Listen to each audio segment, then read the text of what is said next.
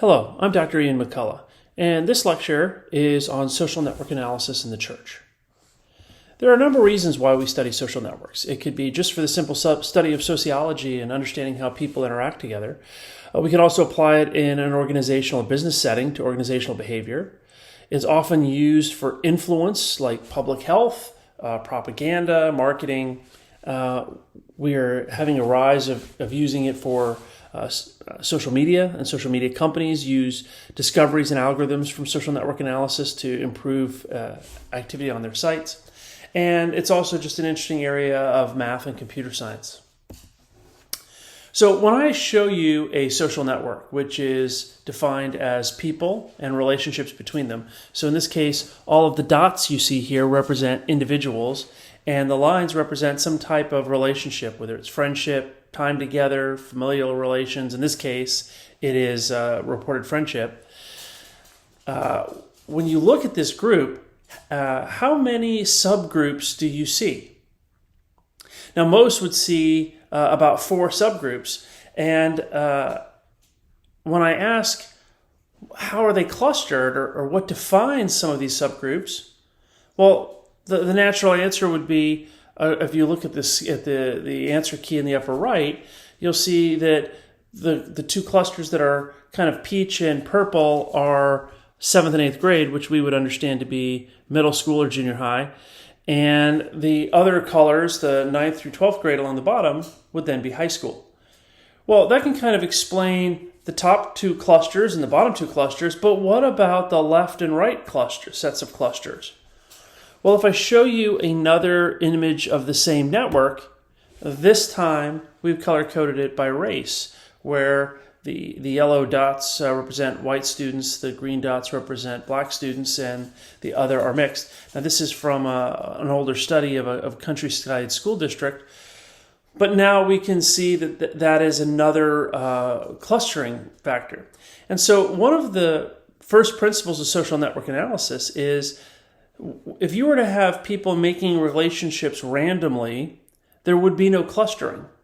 There's a small little proof that you can show that when people are just randomly connected, it's either one big blob or it's at least consistent across that distribution of connections. But when we observe a cluster in a network, there is a reason for it. You may not know what that reason is, but you can search for it like we just did with age and race and see that it makes a difference in who's clustering with whom. Now, we can apply this in several other settings. So, for example, what you're seeing here is an email network. It's been slightly filtered, but it's an email network of the faculty of a small college in North America. Now, when we apply a clustering algorithm, right, we can identify these cohesive clusters, and then when we reveal what academic department they are, we can see that it is an effective way of identifying subgroups within this larger network. We can also look at individual importance. And so I'm showing you a network from Dave Krackhart. This is from 2 groups at the Pentagon that were merged together. And so this is showing the individuals and the amount of collaboration or support they receive from one another in their day-to-day jobs. Now, there's different ways in which we can measure importance. So if I draw your attention to Linda in the upper right, where you see she has high degree. Degree is the number of connections an actor has. That's the simplest measure of centrality. It's also probably one of the more least effective in terms of actual informal influence in the network. But it certainly is a measure of exposure, and the person that has high degree can get a message to a lot of people very quickly. And you see the equation there to the right is just simply to show you that these aren't just theoretical or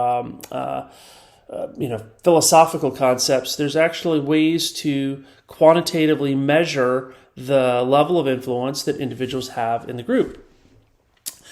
You'll see that if we move over to Roger, and closer to the center, Roger is high in closeness centrality, and Roger has 1 less degree than Linda, But if you notice, he's one step closer to that group in the lower left. And then we have Conrad. Conrad is high in betweenness centrality. So if you were to identify the shortest path, that's the fewest number of steps to get from all pairs of actors, you would find that Conrad falls in the middle of more of those shortest paths than anybody else, and that is betweenness centrality. So these ideas of opinion leadership or influence in a group can take on different contexts depending on the size of the network. But the key idea here is we have the individual influence within a group, opinion leadership, centrality. We also have subgroups or clusters or understanding how group behaviors behave. Now, there are many different measures of centrality, and I've just shown you a few of them. This shows you a different network, and it shows how different measures of centrality are going to identify different individuals. So each of these squares shows you the top 5 actors based on one of these measures of centrality, and you can see that they're all a little bit different. Now, bring this back to the spiritual context. God made us to connect with people. I like to highlight the verse from Hebrews where God tells us to not give up the habit of meeting together and drawing near to one another in fellowship. We are directed to connect with others.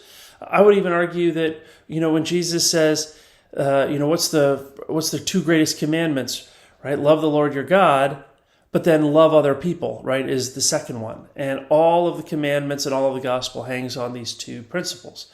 We're not only asked to connect with people, we're asked to love people. And so I think understanding social networks gives us an insight into how to do that more effectively and ties in the science with the theology. Now, I haven't talked a lot about myself, but some of the applications that I've done with social network analysis was one of my early large studies was in the area of mental health.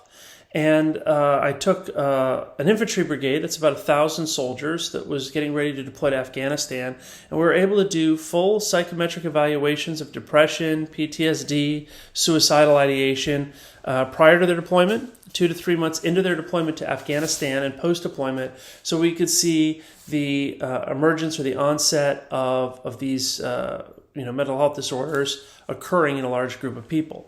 And the surprising finding we had was the most significant factor affecting all of these, PTSD, depression, and suicidal ideation, was isolation in the social network. We found that when people were at home before deployment, they had many different networks to draw from. They had church, they had family, they had hobbies, they had work. But then when they deploy to Afghanistan, and especially when they're on a restricted FOB, they have just one. They have their work colleagues. And if they fail to adapt to those work colleagues for whatever reason, their likelihood of having mental health disorders skyrocketed. So much so that when we controlled for that, we found that direct combat exposure had almost no impact on the onset of PTSD, depression, and suicidal ideation.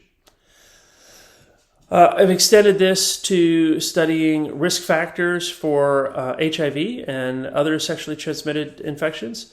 And so what we did is when a person is diagnosed with HIV in Baltimore, the Baltimore Public Health calls them and does a survey with them to understand some of their risk factors and how they met their sexual partners. And so we can actually take that data and we can look and see 2 venues, whether an online platform here indicated in orange or a physical venue indicated in that blue-green. We can see they're connected if multiple people are going to both venues to meet their sexual partners. And this gives us a pathway of where viruses might transmit through venues in the city of Baltimore. Now, what we did that was kind of unique is we added, we intermixed physical and online venues, and we saw that that they were highly intermixed. Now, if you look at the node in the upper right, that is a single node where Yes, that's where most people were meeting their sexual partners at the time, but it didn't connect with other physical venues as well. Whereas if you look at the cluster of networks on the lower left, it kind of gives you a different picture. Now, the reason why that was important is we understand how to make advertisements about STI prevention in physical venues. That's been a practice that's been going on for quite a while. But when the venues shift online, this is new territory. Those interventions have not been created. And I would argue from the church, we have missionary work that's been well established on how to do that face-to-face. But as more and more people are online, how do we evolve reaching people with the word or the gospel in online venues effectively? And I think there's exciting research that's being done in the Christian community for that. And then over on the right is the neuroscience or neurobiology. And this comes from a study from the wife of a friend of mine, where she found that the area of the brain that experiences physical pain is the exact same area of the brain that experiences rejection or social exclusion. And that when people are experiencing rejection or social isolation, that area of the brain actually has a higher pain indication than physical pain. And so she did an interesting study of college students that were going through a breakup. And she gave half of them Tylenol and the other half nothing. And she was able to show a statistically significant change in their pain levels being on Tylenol. And so what that shows us is that social pain, the social pain of rejection and exclusion, is just as powerful as physical pain, even though our culture would not say as much. So people are hurting when they are lonely or when they are isolated. So I want to shift gears for a minute. And so I'm just going to ask you to pause the video and, without talking to anybody else, write down words that describe who you are. And just please place them in order from most to least descriptive. I'm assuming you've paused the video, you've done this exercise, and now I'm going to share with you mine. So my list, maybe potentially embarrassing for some of these, but maybe not, right? These are the things that I came up with when I did that exercise myself. And when you look at your list or when you look at my list, right, ask yourself some of these questions. Is this who I am? Is this who I think I am? Is this who I think I should be? Or is this who I want you to think I am? Now, what's interesting about this is an example of how we identify ourselves and we identify others. And I would argue that a key factor in how we choose to relate to others is the difference between those two lists. So in math, we can do something called a Spearman correlation, where I can actually measure my list versus your list to see how far apart they are. And in doing that, what I would argue is we mentally have this identity of who we think we are. We make a perception of who others are, and the more similar that is, the more likely we are to connect. But let's look into several of these social forces that draw people into relationship. So what we're talking about is homophily. And it's the similarity among agents or among people. And the attributes for calculating homophily is a little bit undefined. So we see in countless cases that the more similar people are, the more likely they are to be connected. But what I would argue is this perceived similarity. And that the assessments may be asymmetric. So the example that I like to use is when I first started teaching at West Point. There's 30 officers that all show up together at about the same time. We start the same in the summer together, and then we're supposed to be working together for the next 3 years. And in the military, we show up to upstate New York. We don't really know anyone else in the town other than the people I'm working with. So as I survey the 30 guys or so, there's a couple guys that seem to be similar in my opinion, and so I'm trying to get together with them. And fast forward, by the end of the summer, they're having barbecues at each other's houses, and I'm not invited. Right? So you can feel sad for me. I was kind of a little bit lonely. I prayed for a year for a friend. A year later, a guy that's my best friend today showed up. I was his sponsor, so that meant that I'm supposed to help him, learn the area, find housing, all of that sort of stuff. But by the end of that summer, the other two guys are inviting him over to the barbecue. I'm still not invited.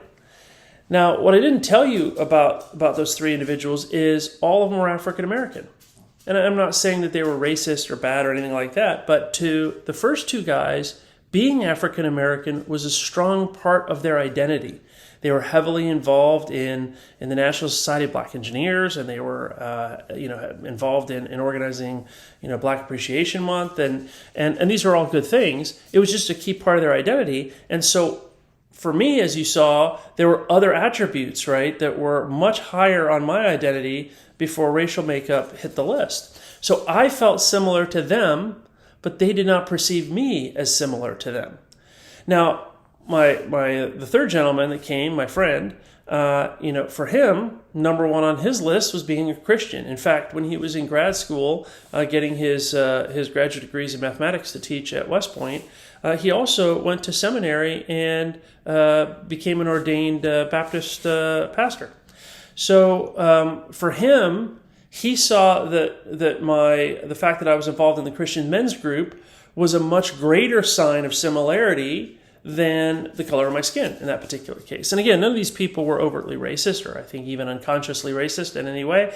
It's just that we choose to invest our time in who we believe is going to be similar to us. And as we spend more time with them, we will then make changes in that. Figure you're seeing here is from studies I did, at West Point in a program we called ICNET. And so what this was a funded research I got from the Department of Defense, where I gave officers that would go through a one-year graduate program at Columbia, held at West Point, and then they would go to be tactical officers in charge of military discipline and training in the Corps Cadets.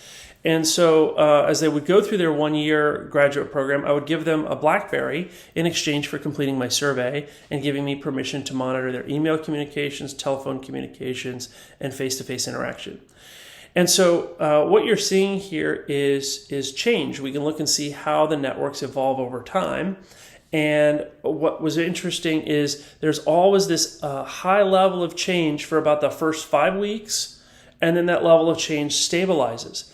And what we find is very interesting is in the first five weeks, the factors that drive people most significantly in their friendship formation are overt, visible things like race or branch of military service, right? Things that are very visible. But over time, it turns out to be religion. And I don't think that there was sectarianism at West Point, but I think that there is Catholic chapels and Protestant chapels. And so you see people at work, and then you go to church and you see, of all the people at church, you see some people you work with. Then you go back to work, you see some people you go to church with. And so that becomes more reinforced and becomes a key driver of relationships. So reciprocity is another one. It's a lot simpler. It's, I scratch your back, you scratch mine. It lowers the social cost for establishing links if somebody's already reaching out to you and making it easy. I think the lack of reciprocity can lead to lost links, right? So if somebody is reaching out to you and you don't make the effort in return, then those folks are not going to continue to spend energy on you or reach out to you. And also negative relationships can also develop, reciprocal negative relationships. That's the idea of revenge. The idea of social proof is if you do something for somebody else, right? If you give them a gift, if you are being nice to them, it becomes very difficult for them under normal social politeness for them to not reciprocate and not respond in kind. So this is the idea of reciprocity as a social force. The next one is proximity, and I would argue proximity can be either physical or organizational. So if you just are bumping into the same people all the time, it creates this sense of familiarity And there's a lot of different ways of calculating this distance. So what you're seeing to the right is a paper that I did a number of years ago on office space. And so we had data across several different organizations of how people were collaborating and where their office locations were. And so as we're looking for different ways to calculate distance, right, you can take an office plan that you see across the top, and you can draw segments of where people can actually move or see or view, and you can label those. And then it basically creates these different segments, and if they're connected, you can create a dot is a physical space, and then the line is this semantic distance between them. And as we calculate those different ways, what we actually found was it wasn't the physical distance between people that mattered, or the number of steps they had to walk down the hall. It was actually the angle that they had to move their head. So if I'm sitting in my workstation and I can see you, I feel closer than if I have to turn left or right. We also found that the number of steps a person had, or the number of turns a person had to make, makes it feel longer in distance than something with only a few steps. So the more interaction, either with physical space or organizational distance, the more opportunities for interaction, and this kind of creates an opportunity for you to meet, and that's another social force. I did a large study at the Johns Hopkins University where we took office space, which if you can see in the lower left, you'll see this is a standard office air environment where 2 people were assigned to each office, and that's how the group was organized. And they were bringing 3 different groups together: neuroscience, artificial intelligence, and robotics. They're going to bring these 3 groups together, make one big group. And they said, in order to facilitate collaboration, let us look at open office space design. And so in the middle, you'll see this is very open office space. There were maybe more conference rooms in this area and joint areas. There were some like little phone booth type areas if people needed quiet. So there's a lot of different types of space. And so the goal of the project was to see where people naturally gravitated and also measure the social network of people, how it evolved in relation to the office space. And you'll see a mock-up of the initial building. We called it the Intelligent Systems Center. The lower right is a social network of their interactions in some of these different groups. And so we did this 18-month study across the different groups, and the idea was to take the findings and then build a new facility at Johns Hopkins, which was an $82 million construction of the most recent building they did on their applied physics lab campus. And we learned some interesting things. So we learned that when you move to an open office space, for example, there's less toxic leadership because you have to have a certain amount of privacy to be a jerk. We saw that the increase in collaboration occurred within a span of about 20 meters. So if people were sitting on one end of the building, they didn't necessarily interact more with people on the other side of the building.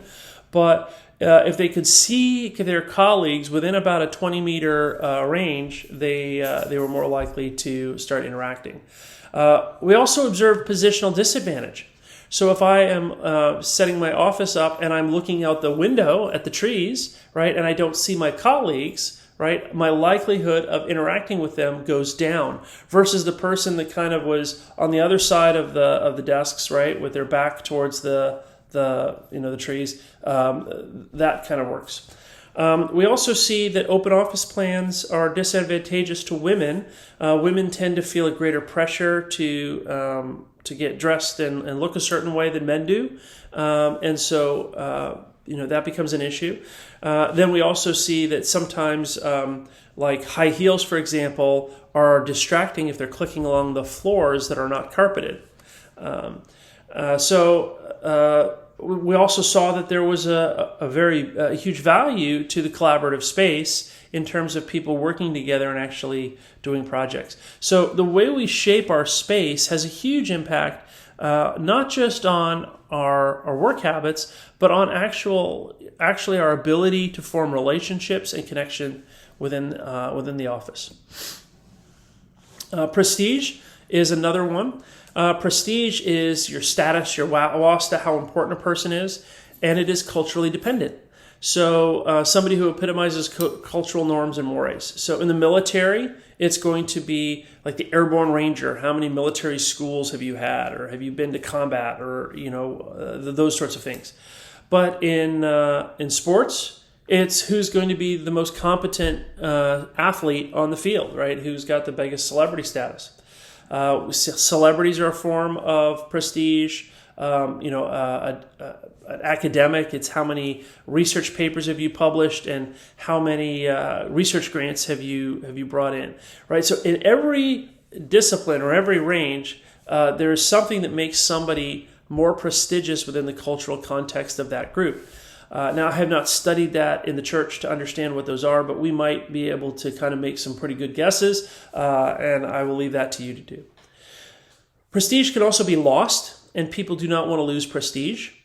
And it can also depend upon who you're hanging out with and who your associations are with. So there is a drive to determine who is prestigious within a cultural context and try and make a directed tie towards those people. So you might imagine in the context of a church, the pastor is going to be prestigious by definition. And so a lot of people are going to try and make social relations with the pastor because that social connection with the pastor gives them additional status within the group.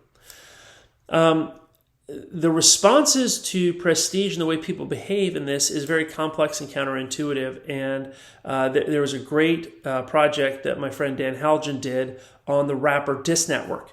And so what he did was looked at rap music songs, and a diss is a disrespect where one rapper says something negative about another rapper in the music.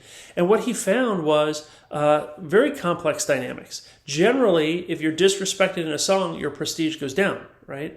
But if you are a famous rapper and you disrespect an unknown rapper, then the unknown rapper's prestige goes up and yours actually goes down because the young rapper was acknowledged by the person that was bigger. And so there's a lot more that goes into that, and it was a very fascinating piece, but it shows that these networks of positive and negative ties and status are interdependent in very complex and interesting ways. Transitivity, there's a lot of math with transitivity, but it's basically the idea that, hey, if one person knows two people, they're more likely to meet. And what we find is that if that is a driving social force, you end up with one big ball clustered together and you don't find networks that look like people normally look. So the theory has been advanced for this idea of geometrically weighted edgewise shared partners. And the way that works is, hey, if you and I know somebody in common, right, we're more likely to meet.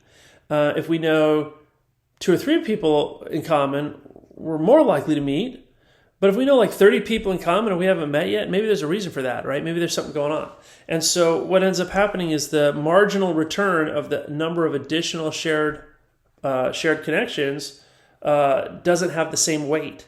So one or two has huge weight, but when we start getting much higher, the additional contribution of that connection goes down and down and down, right? So that's transitivity.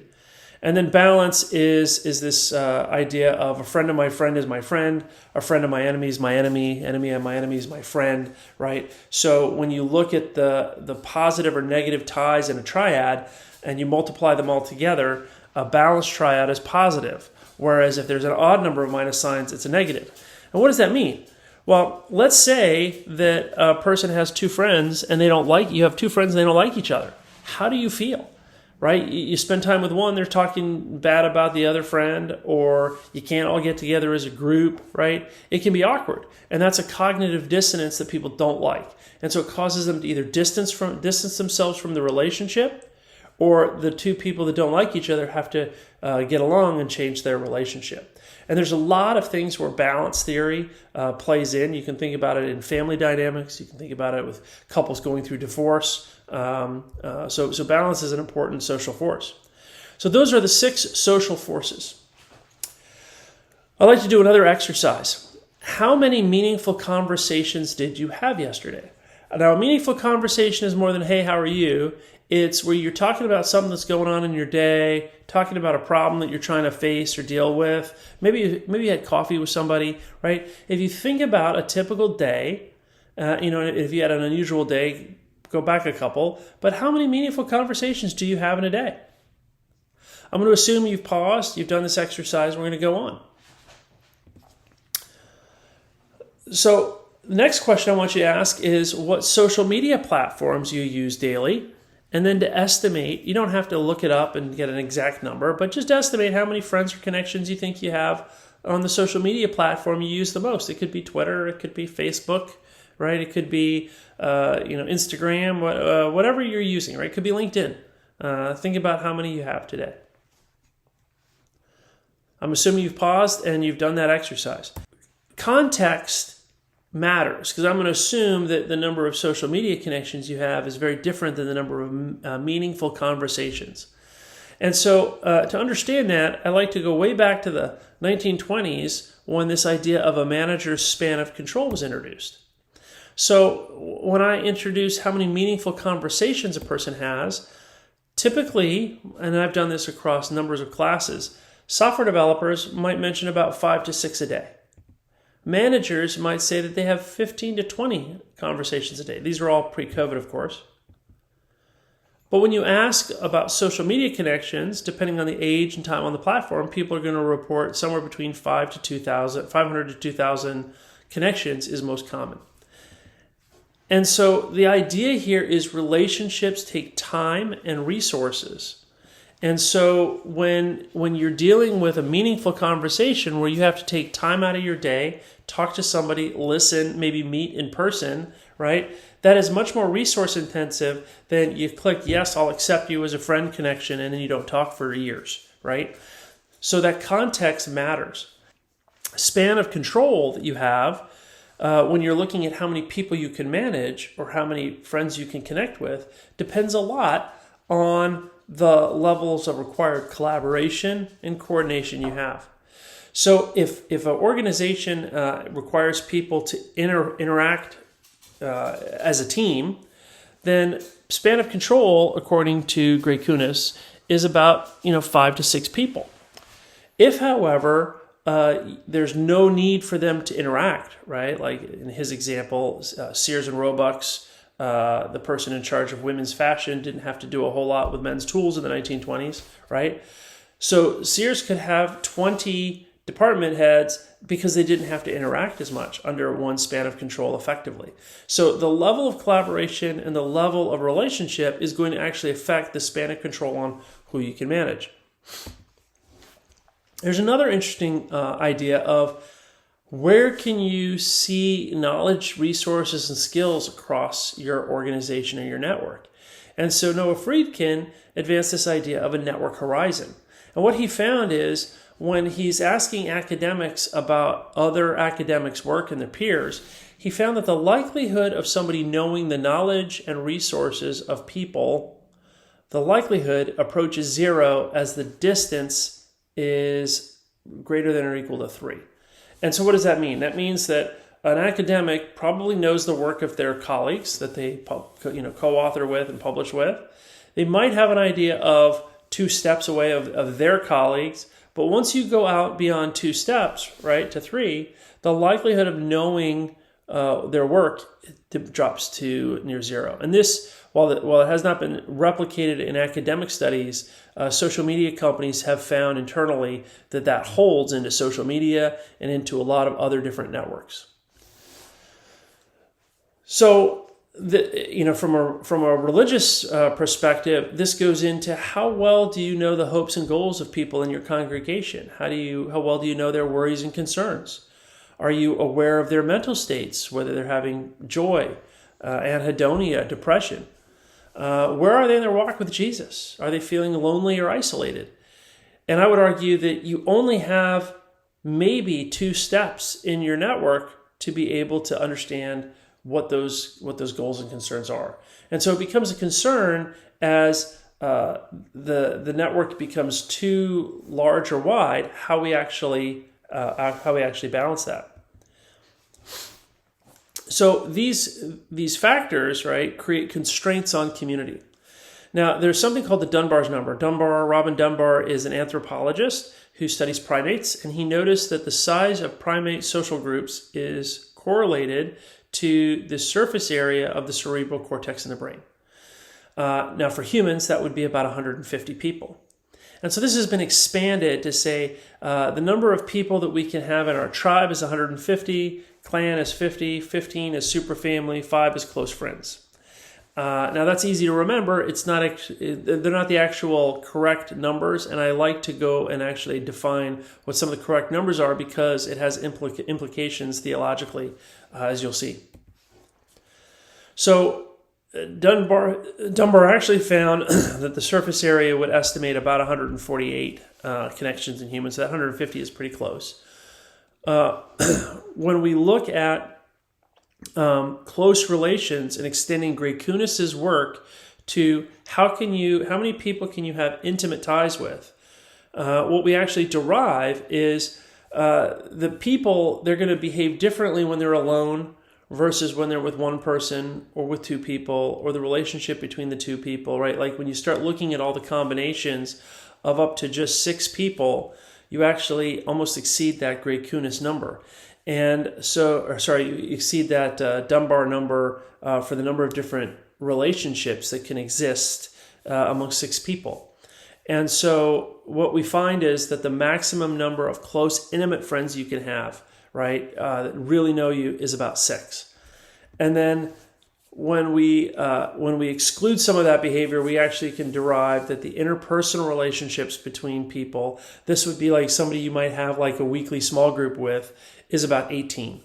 And the maximum network where you can have like kind of that connection might be as high as 35 if you kind of sacrifice regular meeting and regular interaction.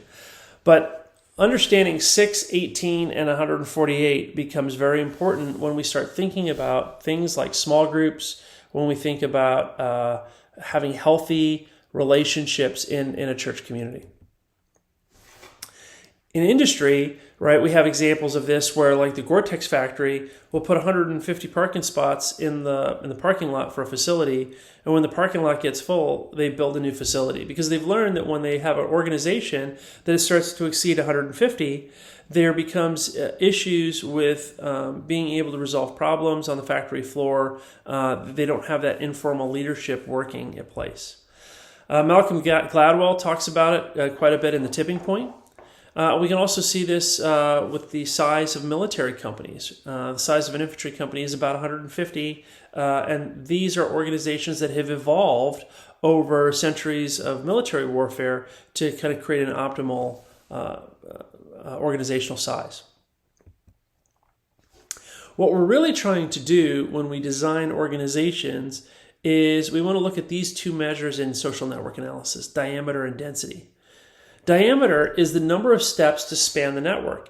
It is, what does one person that's not super connected to the middle of the network on the edge, how many steps does it take for him to hear about what's going on a person on the other side of the network? That's the diameter, right? It's the number of shortest steps it takes to get from one peripheral actor to another. The density is of all the possible links present, how many are there? So if I look at 3 different networks, you can see the one on the left has a diameter of 2. It takes 2 steps to get from one side of the network to the other. Of all the potential ties that are there, there's 40% of them exist. If we look at the one in the middle, the diameter is 1. Everybody's connected to everybody, but the density is 1.0. 100% of those are there. And then if we look to the one on the right, the ring, right, we'll see that the diameter is 2, but the density is about half. So there's this trade-off balance between the diameter, making sure that people know what's going on in their community. They can access the knowledge, resources, skills. They can provide the emotional support when needed, right? All of that, we want to have a short diameter.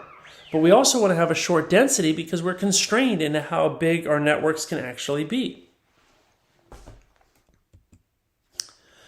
So density increases the time, effort, resources, and has limits. The diameter affects the effectiveness in the organization to meet people's needs. And balancing these two things is really important for leading effective organizations. We're going to now turn our attention to biblical social networks. So I tried a number of years ago to create the social network of Jesus, and it was difficult. It's a lot more challenging than you would think, right? You might start here with John the Baptist, and John the Baptist, we find out is related to Jesus, so there's a familial tie there. John the Baptist had two followers, Philip and Andrew. So there was a relationship there. So this is a network. And then at some point in time, he tells Andrew to go follow Jesus. And Philip goes and follows Jesus. And they already had a relationship. So they're making a new relationship with Jesus, right? So the network has changed. And then Andrew has a brother. They have a relationship. Philip has a friend, right? They have a relationship. They all start making connections with Jesus and with each other. And the network evolves. So as you go through this, right, it's painstaking to go through Scripture to do this, and it's unclear, right? Did Andrew and Philip still have a relationship with John the Baptist? Has that relationship gone? What's important about these relationships, right? What can we infer? Does the Scripture capture all the data we would need to actually map out the social network? Probably not, because I think when the Bible was being written, they weren't thinking about this particular presentation at the time. So I have a colleague that did a fabulous job of mapping out the social network of Jesus, and what she shows is where Jesus spent his time. And so what you're seeing here is the blue dot is Jesus, and then you see these clusters of the yellow are stigmatized people, the kind of like magenta are the civil and religious authorities are kind of grouped together. The green are Jesus's family and followers, and then the gray is others. And so what she looks at is where Jesus actually spent his time. And what's interesting to me is it almost seems like he spent as much time with stigmatized people and the civil and religious authorities as he did with his own family and followers. Now, he would also be constrained in physical form in this world. But what we notice about Jesus is capacity. So when you go back to those Dunbar numbers that I was talking about, if you think about the maximum number of intimate friends that can be in a group together, right, was 6, what did Jesus demonstrate? Well, he had James, John, and Peter. So he had 3. So the 4 of them represented 2/3 of 6. If you look at the disciples, right, there were 12 disciples, not 18. And so that is 2/3 of his group could be were the disciples. And I don't know that we have a clear understanding of that Dunbar number, what's the maximum number of people that he can know or interact with. I haven't actually counted those up. But what that strikes me is that Jesus always makes capacity for new people to enter the group. He always makes capacity to attend to those people that are in need.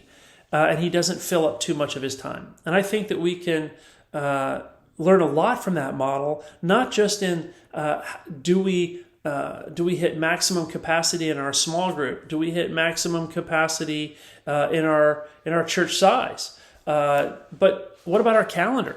Do we maintain capacity in our calendar for emergencies or when people have need? Or do we fill up every minute of our day? So I think when we hear about people talking about the elimination of hurry or the elimination of rush, it's not about not caring about being on time to places or being lackadaisical about our commitments. I think what it is about building in capacity like Jesus did to make sure that you have time where you can adjust when opportunity arises for those in need. So, what are some of the next steps that a church can take away from all of this content? Well, the first, I think, is in the area of social forces. Do we understand why people connect and how we might improve community? Are we building in those social forces, right, of prestige, reciprocity, homophily, proximity, transitivity, and balance? Are we building those ideas into the way we form our small group? Or do we just say, hey, sign up here, we're going to connect, 6 families and hope it goes? Or do we think about, well, what are some of your hobbies? What are some of your life stages? Maybe your age? What are those things that are important to people? Maybe careers, right? Maybe favorite sports teams. I don't know. But can we identify things that are actually going to help people have stronger social connections in those small groups that's going to strengthen our church? Growth and scale, right? How do size constraints impact the size of our church and the membership? There has been research that shows that when a church starts getting too large, its active membership actually starts to decrease. So it's a problem that runs into churches. Now, that can be made up if you have smaller little social groups that are within the church, but you have to recognize that when your church starts growing too rapidly or gets too large, the number of people that are actively involved in ministries actually might go down. And so having a large church is not necessarily better. And if you think about it, what happens when churches get large? You start going to multiple services. And when you have multiple services, if you have 2 services, it's quite possible that you go to one service, you'll see people either leaving or arriving as you go to the next service. But once you hit 3 services, it's quite possible that people that are coming in the 3rd service will never really interact or see the people that are coming in the 1st service. And so that lack of proximity, that lack of familiarity as you start moving into multiple services will affect the sense of community that church has, and people will then have less of a commitment. I think there's also a certain effect of it then becomes, because you don't know the people, you're looking at the volunteers and they don't feel like volunteers, right? Because you don't know them. They feel like employees and you don't feel the need that the church has for you to get involved in running those services. And when it becomes difficult to put on the actual Sunday service, how much resources, time, energy do people have in meeting the needs of those in their community and actually growing and reaching people with the word with the gospel? Assessment. How does the church, differentiate performance from effectiveness? Is performance measured by the number of people that show up on Sunday? Is it the number of baptisms? But what if the people accept Christ, become baptized, but there's no discipleship? There's nothing that takes them to the next level. What about a church that might have a large Sunday service but doesn't have many small groups or many marriage counseling activities, right? There's a lot of different ways in which you can assess church performance, and might some of these social network measures be an interesting perspective as far as how to do some of that. And then perspective. I think it's really important to understand how church leadership's experience with the church might differ from those of their members, especially if the diameter is greater than 3. So as churches get larger and larger, a pastor or staff member only has so many people they can interact with in a meaningful way. And so as churches grow, it disconnects the pastor from the needs of many in the church more and more. How do you mitigate that? And how do we address loneliness, right? We have increasing loneliness in our society, and I would argue that as people spend more and more time online, they are spending more time with online communications in lieu of face-to-face communications, which has the effect of making them feel lonelier and lonelier and lonelier, right? And how does that impact the church?